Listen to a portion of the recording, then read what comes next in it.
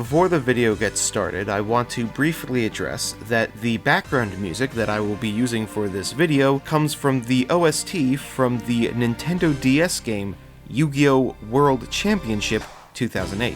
The reason I chose this soundtrack in particular is because the game actually holds some strong nostalgic ties to me. If any of this sounds interesting to you, I'll leave a link in the description, and honestly, it's very underrated, especially considering that it was uploaded February this year? Okay. Gee, thanks, I guess. That's all. Enjoy the video. On July 4th, 2022, Yu-Gi-Oh! Series creator Kazuo Takahashi, more commonly known by his pen name Kazuki Takahashi, was pronounced dead, having drowned in the ocean off the shore of Nago, Okinawa, Japan. It wasn't until about 3 months later, on October 11th, where it was revealed that he had risked his own life in an attempt to save others caught in the treacherous waters. He had passed at the age of 60. I don't bring this up for the sake of sounding exploitative, but to provide context as to why the following series of cards means so much to me. As you can probably imagine with most games that hold seasonal updates or additions, it usually takes a long time to implement new content. For example, in the mobile game Fire Emblem Heroes, there is a yearly tradition to vote for some characters to be implemented into the game. After the votes are tallied, it typically takes about, get ready for this tone breaker, 6 months for those characters to be added. On January 27th, 2024, nearly a year and 6 months after Takahashi's passing, the Legacy of Destruction booster pack was released for the OCG variant of the Yu-Gi-Oh! Card game, and in it were a series of cards that directly reference the final duel that took place in the original series of the story for Yu-Gi-Oh! The card game is no stranger to making references to the anime or manga. Sometime later, we would receive cards that reference the duel between Joey and Bandit Keith with the new Metalmorph series. Hell, it's not even the first time this particular duel was referenced in the game, such as with the revived Sky God. However, given the timing and the specific duel in question holding the context of, spoilers by the way for the original series, being what was meant to help the Pharaoh ascend into the afterlife and reunite with the people from his time, I find it very compelling to see this as an homage to the series' creator and honoring him in a way that is fairly appropriate.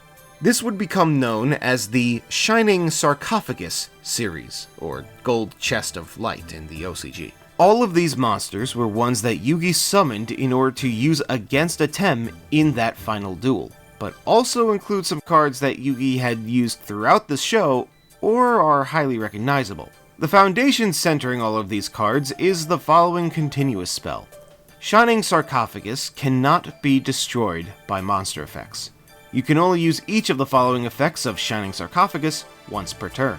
During your main phase, you can add one card that mentions Shining Sarcophagus from your deck to your hand, except Shining Sarcophagus. If your opponent special summons a monster from the graveyard, except during the damage step, you can discard one spell, then target one of those monsters, send it to the graveyard.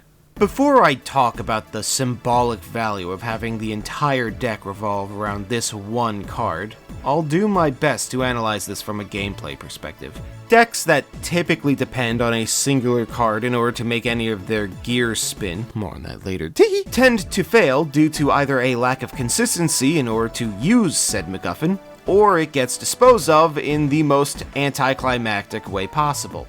Thankfully, the deck doesn't seem to suffer from this, as the consistency of being able to reach the box is pretty reliable. Not to say that it's impossible to get locked out of having access to it, but it's relatively consistent enough to not be a problem. That, on top of having protection from monster destruction, means that you only have to worry about either non-destruction removal, which not every deck has access to, or your opponent's back row, which is not unlikely all things considered, but it's not necessarily as commonplace anymore. RIP to all you MST defenders. As if the consistency of getting to this thing wasn't good enough already, but it also acts as a free rota for the entire series, so you'll always have access to exactly what you need. The effect to cancel out your opponent from reviving from the graveyard is interesting in the fact that it's there, but it rarely ever gets utilized and would have been somewhat more beneficial if the effect was more synergistic with the rest of the deck. It only has one spell that benefits from being in the graveyard, and you would much rather use it to negate a monster effect rather than dump it so your opponent can't summon from the grave once. I understand it's a reference to the duel where Yugi put Monster Reborn into the box so that he could negate its effects when a Tem used it, and to be fair, it's not the worst third effect to give the card, especially since it's non-destruction removal, and the other effects are perfectly aligned with what the deck needs. It's just a little too situational for my liking. At least the search effect is in reference to the original Gold Sarcophagus, so it's got one reference that's useful. Interesting how that card has always been good, but for different reasons depending on the format, at least from how I understand it. The fact that all these cards specifically mention this box in particular in order to cement themselves as working together, instead of relying on an archetypal naming convention, gives more credence to me that this deck is an homage. Because the Gold Sarcophagus has been in the game for many years now, some might forget that this was originally the box that Yugi kept all of his cards in. More specifically, his favorite cards. The cards that mean the most to him. Cards to him that are so incredibly special he can't put them anywhere else. And the reason he chose this box in particular is because it was originally what held the pieces of his Millennium Puzzle. Yugi using the Gold Sarcophagus in this way is proof that a Tem will always be there for him in spirit. In a way, it represents his legacy being passed down to Yugi, and him inheriting it to suit whatever purpose he deems fitting of it. But no matter what purpose the box serves, it is always treated as a sarcophagus for the Pharaoh. To me, the Gold Sarcophagus represents a bond so strong that it transcends time and death, and a physical representation of the impact a legacy can leave behind, even if the person who left is no longer with us. You see what I'm getting at here? All in all, the perfect centerpiece for this entire series and an absolute perfect execution of going about honoring the legacy of such a predominant figure within modern culture. And now for the monster lineup. Gadget Trio is a level 4 Earth Machine with 1300 attack and 1100 defense, and the following effect. If this card is normal or special summoned, you can add one Shining Sarcophagus or one spell or trap that mentions it from your deck to your hand. If this card is destroyed by battle or card effect, you can set one Stronghold the Hidden Fortress from your deck. You can only use each effect of Gadget Trio once per turn. I did the math, and I can confirm that its attack and defense values are the average between the three original gadgets. Very neat. Like I said, the consistency of this deck is without question one of its strongest attributes. This card pretty much acts as an extra copy of the Sarcophagus, and even if you don't need to grab it, it lets you fetch any other back row you might want. Thankfully, it doesn't need to be normal summoned, but this is pretty much what you're going to be using it on most of the time anyway. Really simple, yet effective. Effect, which just goes to show how simple yet strong the abilities of those three gadgets were back in the day. I didn't watch the entire series as a kid, so learning that these were actually used in the anime, and by Yugi of all people, really threw me off. I thought they were just really good cards. You don't expect that coming from the show, at least back then. It was kind of the same for Marshmallon, actually, now that I think about it, but more on that later. You might have noticed that there's a lot of talk about destruction in some of these effects, and we'll get to why that's relevant later, but for now, just know that there's a monster that can destroy every card on the field, so there's a lot of synergy with being destroyed. That's also the main reason why the Sarcophagus is immune to monster destruction. Gadget's floating effect isn't the most amazing thing ever, since it only brings out a very specific card, but the card in question is pretty okay, and doesn't get negated by Ash Blossom since it sets automatically, rather than being added to the hand. Either way, you definitely want to run 3 for the consistency boost. The card they search for is the continuous trap, Stronghold the Hidden Fortress. Special summon this card as an effect monster, Machine Earth. Okay, I'm sorry, I'll stop now. Level 4, attack 0, defense 2000. With the following effects. This card is also still a trap. Gains 1000 attack for each Shining Sarcophagus and monster that mentions it that you control. Once per turn, when an opponent's monster declares an attack, while While you control Shining Sarcophagus, you can destroy that monster. I'm definitely thankful you don't have to control a gadget monster specifically for that attack boost. Considering the amount of cards that you'll have on the field that mention the Sarcophagus, including itself, it's easy to see this card have at least 4,000 attack on board. Big numbers are always fun, however the real imperative thing about its effect is the battle protection. It can be a bit tricky since it's only one pop per turn, but to give it some credit, it's a soft once per turn, so if you end up with multiple, you can seriously cripple the opponent's board if they haven't already disposed of this card before the battle phase. However, I doubt anyone with a reasonable sense of deck building would ever want to consider more than a single copy of this thing. The fact that it's specifically searchable off of Gadget Trio gives it some merit of running, but it's not a mandatory piece if you want to make room for other cards. Run by preference. Marshmallon is a level 3 light fairy with 300 attack and 500 defense, and the following effect. While you control Shining Sarcophagus, this card cannot be destroyed by battle. Also, your opponent's monsters cannot target monsters for attacks, except this one. You can only use each of the following effects of Marshmallon once per turn. During your opponent's turn, if you control Shining Sarcophagus, quick effect, you can special summon this card from your hand. If this card is destroyed by card effect, you can special summon one more Marshmallon from your hand, deck, graveyard, or banishment. I still can't believe they're calling it that. Except this card. And if you do, inflict 1,000 damage to your opponent. Was it only called Marshmallon for the joke of having the effect say special summon one more Marshmallon? Because if so, kudos. I like how this card is just a Marshmallon with the Glasses Equip spell already attached, and it apparently gets the ability to summon another copy of itself from Marshmacaron of all things, but without the box in play, it can't really do anything on its own. At least you don't need the box to activate that burn effect though. Honestly, it feels both better and worse than the original. Better in that it has a special summoning condition, attack redirection without having to rely on a gimmicky equip spell, and a more reliable chance of activating the burn effect. But worse in that it loses most of these effects without the box in play. Granted, it is harder to get rid of, but all they need is one monster with piercing damage and it's all over. Having this and Stronghold out at the same time can make it real challenging for an opponent to do anything noteworthy in the battle phase. But not many decks rely on that anymore. If you really want some battle phase protection, there's nothing wrong with running 2 copies, so run by preference if you feel like it. Another thing I want to address with these cards is the theming behind having Yugi use them in his duel. An important thing to remember about the original manga series is that it wasn't always about the card game. This is some trivia that a lot of Yu-Gi-Oh! Veterans hear almost every other week, but at the risk of beating a dead horse and providing context to those unfamiliar, Yu-Gi-Oh! Literally translates to King of Games. What? I never knew that! The original manga run had characters play a variety of different types of games that were meant to be dark and twisted interpretations of a pastime that most would see as innocent fun. One of the games that was introduced just so happened to be a card game that caught the attention of all its viewers and quickly overtook everything else the writing might have been building up to. While the Duel Monsters game seemed to take center focus for the rest of the run of the original series, that didn't stop Takahashi from incorporating different types of games whenever he could get away with it. The final confrontation between Yugi and Bakura reflects this, as it takes the form of a tabletop role-playing game.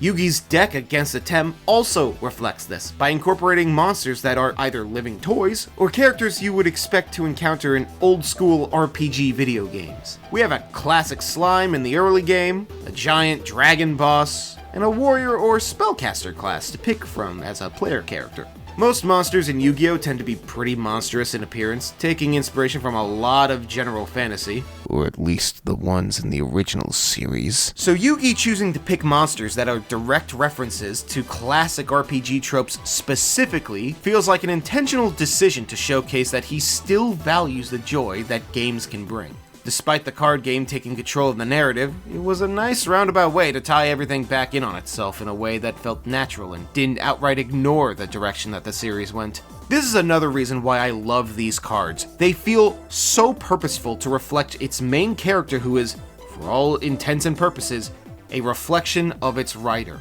Just a silly little nerd who had a fondness for games and wanted to spread that joy with the world.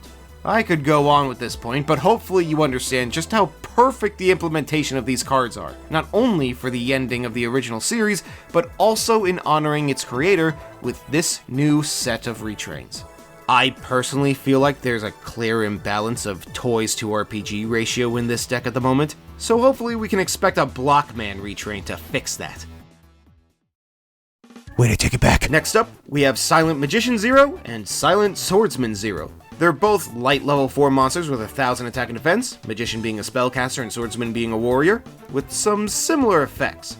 They both share the following effect. While this card's level is higher than its original level, it gains attack equal to the difference times 500. Magician's unique effects are, if your opponent draws a card, increase its card's level by the number drawn. When your opponent activates a spell card or effect while you control Shining Sarcophagus, quick effect, you can negate the activation, and if you do, increase this card's level by 1. You can only use this effect of Silent Magician 0 once per turn. For Swordsman, it's once per turn. During the standby phase, increase this card's level by 1. When your opponent activates a card or effect that targets Shining Sarcophagus, or a monster that mentions it that you control, quick effect, you can negate the activation, and if you do, increase this card's level by 1. You can only use this effect of Silent Swordsman 0 once per turn. I think it goes without saying that this is much more preferable of an interpretation of their original effects. Having to rely on LV support for anything is asking for masochism. I also like how they're named Zero as a stand-in for how they were originally meant to literally be level 0. Something that the real game was never fond of doing outside of gimmicky synchro monsters that are treated as level 12 anyway, completely ruining the point. There's also those Utopic Xyz monsters, but those don't have levels anyway and deal with the same bullshit of being treated as rank 1.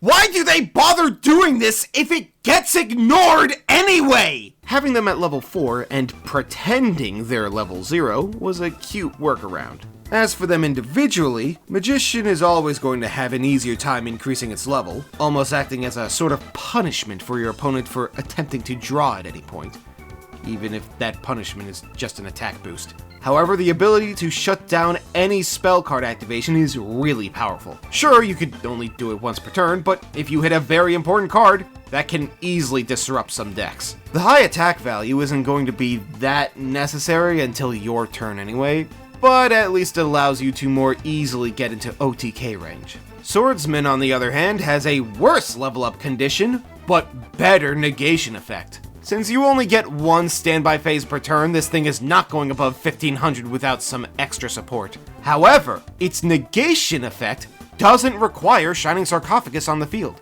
meaning that it provides targeting protection regardless of the state of your board.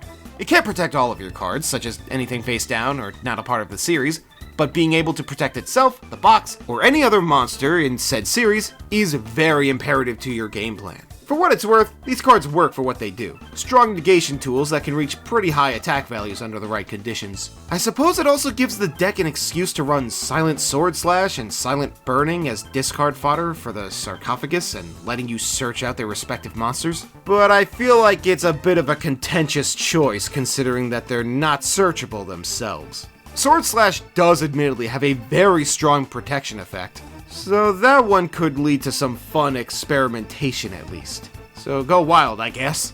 I've seen a theory that these two are meant to represent Yugi and how he grew as a person, but I like to interpret it as the silent protagonist trope in most video games. The theory still holds water considering that he was pretty quiet and shy at the beginning of the story, but I figured it was worth bringing up. Although that does beg the question, does that make Silent Paladin the child of Yugi as a result of him fucking himself? Run 2 to 3 of each. Now we have the big boss of the deck, Gandora G! The Dragon of Destruction. Apparently the G stands for Yes. I looked it up and it seems to mean a type of cursed power hidden away under taboo. Pretty fitting, I guess, considering how this one has a special summon condition, while the original can't be special summoned at all. That is, if you ignore the other ones that can be, especially the one that it took its naming convention from. It's a level 8 Dark Dragon with 0 attack and defense and the following effect. Gains 300 attack for each banished card. You can only use each of the following effects of Gandora G, the Dragon of Destruction, once per turn. If you control Shining Sarcophagus, you can special summon this card from your hand. You can pay half your life points, destroy as many other cards on the field as possible, and if you do, banish them. Then, special summon one level 7 or lower monster that mentions Shining Sarcophagus from your deck, and increase its level by the number of cards destroyed by this effect. Pretty much the same as the original, but better in every possible way. Like I said, this one can actually be special summoned and has its own way of doing so. It doesn't kill itself during the end phase, and it gains attack from any banished card, not just the ones destroyed by its effect. It almost makes me feel kind of sad that a destruction effect this powerful can now just be special summoned so easily with minimal downsides. I guess that's power creep for you, but at least that means it's an actually usable card. I suppose you could say it gets these upgraded effects from Giga Rays too, which can be a card you can tech in, I guess, but that would just be forcing it. Oh hey, I have a Gandora monster! I can proc the effect! Okay, but why would you want to do that? Kind of redundant, not gonna lie. This has been what all of the floating off destruction has been leading up to. Being able to nuke the field and throw out a Silent Zero monster with a ridiculously high level under the right circumstances can be a massive turn 2 play. It is prone to negation, but given the amount of negates this deck has access to, it's actually fairly reasonable to find ways around it. I'm not going to go out of my way and call this deck top tier or anything, but the fact that it has so much negation and destruction readily available to it at almost any moment definitely puts it above most other decks that try to achieve a similar level of control. You can also summon any of the other higher level monsters instead, so it even comes with a little bit of versatility. More on those later. Either way, it can make the calculator punch over even the most intimidating of M-Pen! The biggest issue is having to cut your life points in half. There's an obvious risk in doing that, but nowadays no one's going to care about it that much. Definitely worth running a copy or two. For this next monster, I honestly forgot it was used during the duel, but I guess someone had to teach Gaia a lesson. Archfiend's Advent is a retrain of Summoned Skull. Anytime I see a reference to that card, feels so cursed because it's such an iconic monster with a very recognizable name, but it's technically an Archfiend card, but they also can't rename it because it's so recognizable. So then you get cards that treat themselves as Summoned Skull on the field, but are still considered Archfiend monsters. Localization is my passion! That aside, I also find it weird looking back, as Yugi never otherwise used this monster after Season 1, aside from 2 duels in early Season 2. And it wasn't used that much then either. It was only summoned like 6 times or something. Admittedly, it was the monster that brought down Weevil Underwood and demoted him to comic relief side villain status. Well, if it isn't the Blowjob Brothers. But other than that, and fusing with Red Eyes that one time, it didn't really do anything else noteworthy. It really goes to show that sometimes all you need in order to get famous is just 15 seconds. What was I talking about again? Oh yeah, the retrain! Archfiend's Advent is a level 6 Dark Fiend with 2500 attack and 1200 defense and the following effect. While he controls Shining Sarcophagus, you can normal summon this card without true reading. Other monsters you control gain 500 attack during your turn only. If this card is normal or special summoned, you can target one monster your opponent controls, take control of it until the end phase, but that monster cannot attack unless you controlled Shining Sarcophagus when this effect was activated. You can only use this effect of Archfiend's Advent once per turn. It's always nice to have a high-level monster that can normal summon themselves without tribute and not have a shitty caveat. We call that a Duelist Kingdom moment. The 500 boost is nice, but I don't know why it's exclusively on your turn. What even is the aesthetic purpose of this boost anyway? Is it because it has lightning powers and it charges your monsters like they're brand new iPhones or something? Whatever, it's a nice bonus to have anyway. Very generous of it to share but not keep any for itself. I guess the balancing department was too scared of giving you an easily summonable 3000 attack beater.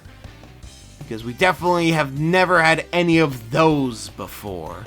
Anyway, the real standout effect is the Change of Heart effect on summon. Bringing it out with Gandora's effect can help nab any monster that you couldn't blow up for whatever reason. Even off the normal summon, it can be very useful on its own. I personally can't figure out why they gave that effect to Summon Skull. In the anime at least, Change of Heart was used in a duel, but Summon Skull wasn't in that one. Maybe there's a part I'm forgetting, or maybe it's something from the manga specifically, but I just can't find a correlation between these two cards. The best guess I can give is that it could be a reference to the card falling down? Shout out to any fan of that card, I guess. Don't get me wrong, I'm not complaining. It's a really powerful snatching effect, just has me wondering. This thing is worth searching out for when you need it, so running 1 or 2 copies is more than enough. And don't even think about running any generic Archfiend support because this guy is in it.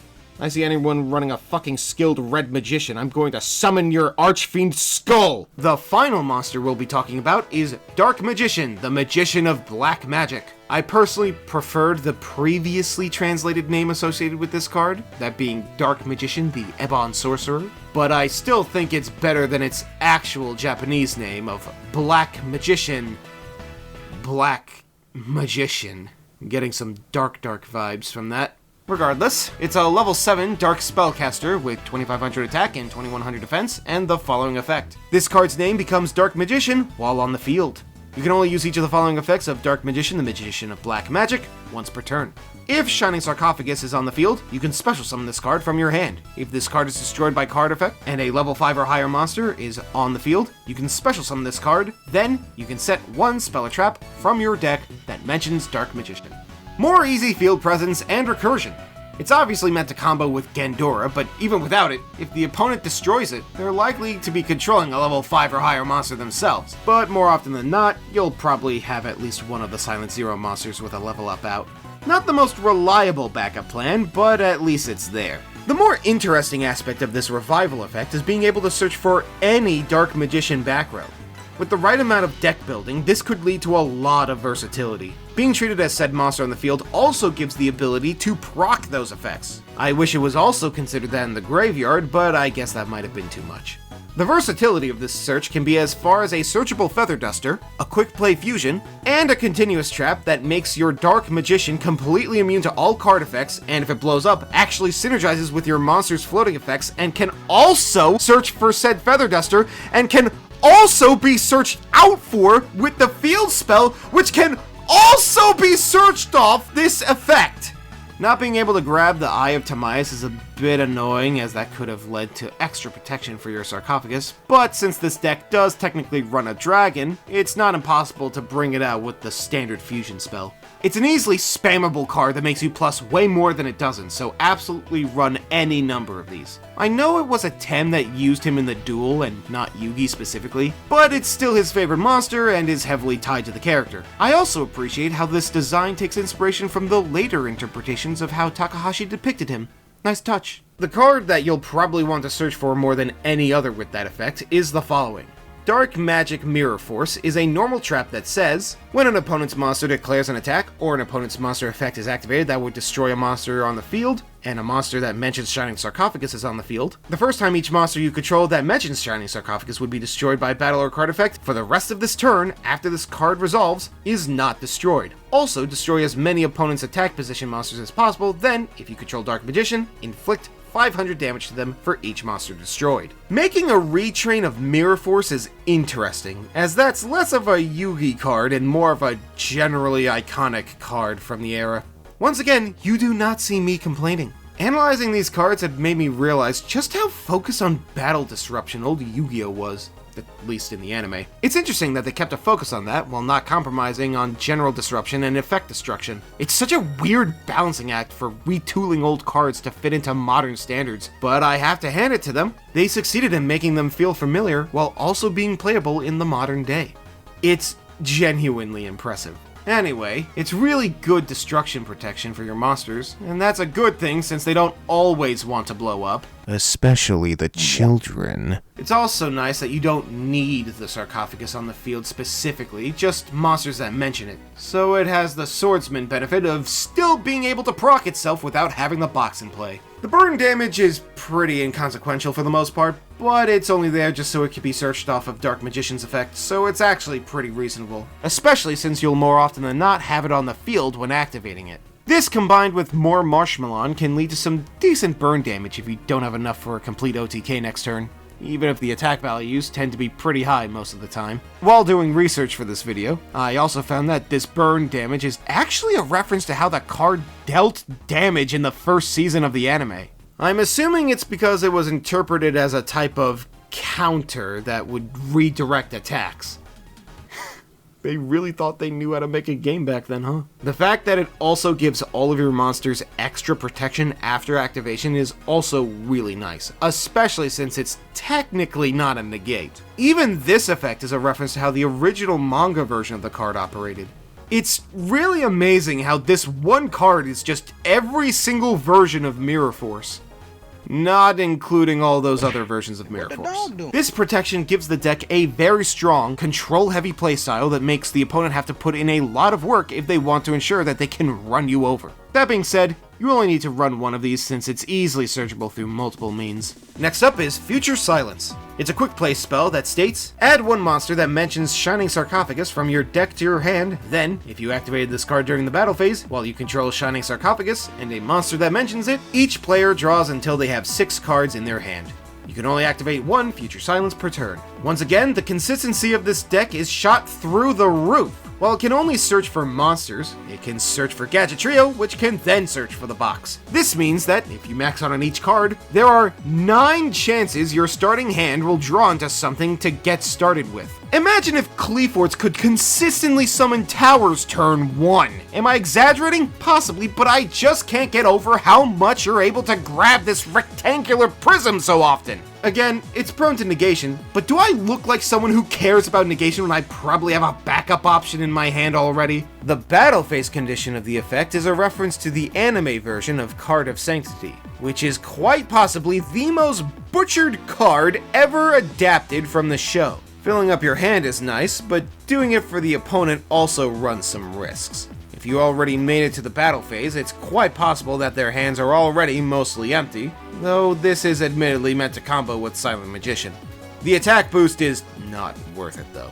Unless they are literally in the middle of attacking it, or you're playing against Infernity or something, triggering it during the battle phase is not always recommended unless you're that low on card advantage. You still want to run 3 for that easy searching though. The next card is Turn Silence. Gee, I wonder who the favorites are in this deck. It's another quick play spell that says, target one face-up monster you control, increase its level by 3. Also, if you activated this card in response to your opponent's monster effect activation, while you control Shining Sarcophagus and a monster that mentions it, negate that opponent's effect. During damage calculation, if your monster that mentions Shining Sarcophagus battles, you can banish this card from your graveyard, end the battle phase. You can only activate one Turn Silence per turn. This card is in reference to the anime-exclusive Turn Jump, making 3 turns pass and having Silent Swordsman gain 3 levels that way. The ghostly figure in the background makes me wonder if that's meant to be in reference to the duel against Bakura specifically. This deck is just filled with so many little touches that I feel like I'm peeling layer after layer with it every time I notice something. The card also ties into the disruption that the silent cards are known for. Having a quick play monster negate, regardless of where that effect was activated, is one of the most powerful negation tools this deck has access to. It also offers more battle protection, because we certainly didn't have enough of that already. At least in this case, it's a floating effect in the graveyard. I guess that could also be seen as another turn jump reference, as you are moving time forward to skip the battle phase. Whether it was done on purpose or it just happened to work out that way, Swordsman actually is the best target for this card, since he has the hardest time actually leveling up. Even if you don't have any of the silent fellas out, it's just generally really good negation and is worth running 2 to 3 copies. And finally, the last card in this series is Ties That Bind. This is a normal spell that says, if you control Shining Sarcophagus and a monster that mentions it, special summon up to 2 level 4 or lower monsters with different names that mention Shining Sarcophagus from your hand and or deck. Also, for the rest of this turn after this card resolves, you cannot special summon from the extra deck. You can only activate 1 Ties That Bind per turn. Finally, we have what is quite possibly the most important card in terms of setting up field presence. This is the easiest way to get both of the Silent Zero monsters out on the field at the same time, but can also work with Gadget Trio if you already have one of them on the field, letting you grab one of the quick plays. It's a very simple effect with a bit of a heavy cost, but there isn't any focus for extra deck plays in this series anyways, so it's only fair. According to the wiki, this card is apparently based on the card Ties of the Brethren, which does have a similar effect of letting you special summon 2 monsters from the deck if you control one at the cost of restricting what you can special summon, but I struggle to remember if it was actually used during the duel in the show or manga. I wouldn't be surprised if it was used to bring out all the gadgets for Stronghold or something. Quick aside, I fucking called it? It's almost like I watched the show or something, both in terms of understanding how the writing of the show works and I have literally seen it but don't remember. The real thing about the card that made me smile while ugly crying was the artwork, which is a reference to a very famous art piece that Takahashi made depicting Yugi with all of these monsters. This is what I've been talking about the entire video. This deck is just one big interpretation of this single image. This single card is the cherry on top to the love letter that is this series. I tear up every single time I try thinking about it. You'll really only need 1 or 2 copies since this is the primary target you'll want to search for with the Sarcophagus. And that's the deck.